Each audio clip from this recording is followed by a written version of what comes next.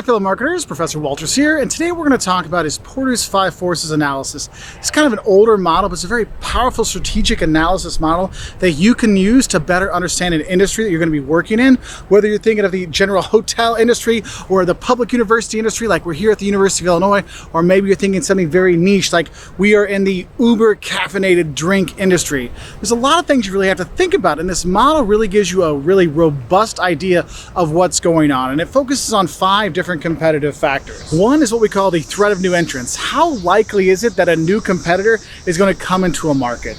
Another thing you're going to look at is what is the bargaining power of our suppliers? Do I have to sit there and say, whatever you want, supplier, or can I dictate things to them? Then we have to think about the threat of substitute products. How likely is it that our customers are going to switch to something different? Not our competitors, but something completely different. Like, does Ford worry that people are going to switch to taking the bus and things like that? And then we look at the bargaining power of our buyers, our customers. How much power do they have over us, right? And then we look at intensity of rivalry. How much do we have to worry about our competition in that industry? And the thing is, you really have to figure out is what is that key industry you're going to be looking at, because it can be very, very different depending on your focus. For example, am I just a YouTube channel? Well, what makes a good YouTube channel? Let's think about all those things. But if I focus down, what makes a good YouTube channel that's for education in marketing? You're going to have some different things you're really going to focus on, right? So it's really important to look at the overall industry you're looking at before you start this model, okay? Now, the first threat I want to talk about is the threat of new entrants. So how likely is it that a new competitor is going to come into a market? Is it high, like really likely it's going to happen? Or is it low, very little chance there's actually going to be new competition? And there's a lot of things that are going to influence your rating on this.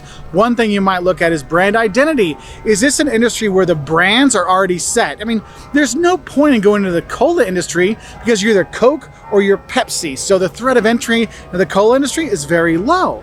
But the thing is, sometimes you have different kinds of entry barriers or lack of entry barriers. So for example, there could be government policies that influence the likelihood of new competition. If you ask all your friends, where do you pay your bill or your water bill to? I'm going to guarantee pretty much everyone pays the same company for their water bill, because most cities and towns have one company that delivers their water. So there's a monopoly for that. So that company that has the monopoly with the city for water, they're not worried about competition. So that's going to keep that threat kind of low. Other things that might keep people out is capital requirements. Like if it's going to cost me a lot of money just to get started, it's more likely that people are not going to move in. That's why you see a lot of little boutique stores, because look, anybody can sew a shirt together, anybody can design stuff. If you got some cool skills, you can be a success. Start an Etsy store, have a little pop-up shop, not really too much required capital to get started, so it's a lot more likely that there's going to be competition. Now, if you have to spend $3 billion to build a factory, that's going to lower that chance, okay? So you might look at things like economies of scale or switching costs, going from one product to another. These kind of things will influence that threat of new entrants. Now, the second thing we're going to look at is the bargaining power of suppliers. How likely it is that they're going to be able to push their agenda onto me, or I can influence them. And a lot of it comes down to the differentiation of inputs. So if your supplier is giving you something that's way better than the other suppliers, they're going to have more power over you. But if it's something like sugar, where you have so many different companies that kind of produce the exact same sugar, they're not going to have very much power over you, okay? So you'd have, low bargaining power in the sugar industry, but maybe high power in terms of the chips that go into computers, right? We all want Intel inside. Well, Intel has a lot of bargaining power because people want that Intel inside. That's why you notice when your computer breaks, it's not the Intel chip, it's something else, because they know, look, the Intel chip's the most important part, not the screen, not the motherboard, those things. No. Now, another thing that influences bargaining power, you might look at the concentration of suppliers. Lots of suppliers, they don't have too much power. If there's very few suppliers, there's other things we have to look at and think about, because we only have a few people we could work with. Also, to those suppliers, how important are our volumes to them? Because think about it, Walmart can pretty much dictate whatever they want to their suppliers because they're so big, right? And so if we're like, Walmart is 90% of my business, I'm going to do anything they want. Well, yeah, of course. So the suppliers to Walmart have very little power, very little bargaining power. So that would be a low bargaining power situation. Now, another thing that's going to influence this supplier bargaining power is, I know I talked about the differentiation inputs, but how those inputs really affect the overall cost of a product. Because if one of those supplier inputs is 80% of the cost of the product, that's going to have a lot more impact on you than something else, all right? And another one that kind of scares people is when you think of the threat of forward integration okay, or vertical integration from a supplier to become your competition. Like, I don't want my supplier to be my competitor. I want to keep them happy. So there's more of a chance that they could become my competitor. I'm going to do whatever I can to keep them happy so they just stay being a supplier instead of being a competitor. And you want a good example when that went badly? Go back to the first PlayStation, read up on Nintendo and Sony and that whole debacle there, and how Sony really kind of created their worst competition, the PlayStation, because they didn't really think about the supplier power, that Sony could come down and become a competitor. Now, the next thing we look at is what we call substitute power, or threat of substitute products. So basically, how much of a threat is it that our customers will switch to a substitute type of product, okay? And this really will depend on what industry you're looking at. So if I'm thinking of the restaurant industry, well, a substitute would be eating at home, maybe ordering out, I guess, versus eating in a restaurant. It could be that way. Or you could look at it in terms of education. Do they get a 4-year degree, or do they substitute and get a 2-year degree? Or do they go to vocational school, or they just learn online? I mean, there's other substitutes out there. What we want to think about is, what's the buyer's propensity to actually switch? Okay, that's one thing, is car companies aren't too worried about the train industry or the bus industry in the US, because they know if people have a car, they're going to drive their car to work. They're not going to take the bus. They're not going to take the train, because, man, it's so much easier for me to get to work. So when I drive to work, it takes me 10 minutes. If I take the bus to get to work, it's an hour. I'm not going to switch. That's too much time wasted. And so we have to think about these things. So that's going to be something you look at. Now, the fourth factor we're going to look at is buyer power. Do they have high buyer power, or do they have low buyer power? Like, do our customers dictate to us, or can we dictate to them? So it's kind of like the flip side of that bargaining power of suppliers, okay? And so obviously, if you're looking at volume of purchase, our bigger customers are going to have better say. That's why when you go to a restaurant, you're like, why are they being so nice to those people? Why are they going to their table all the time? Because they come to that restaurant more often. They're regulars. They're spending a lot more money, so they're going to be more important. So they're going to have more influence, right?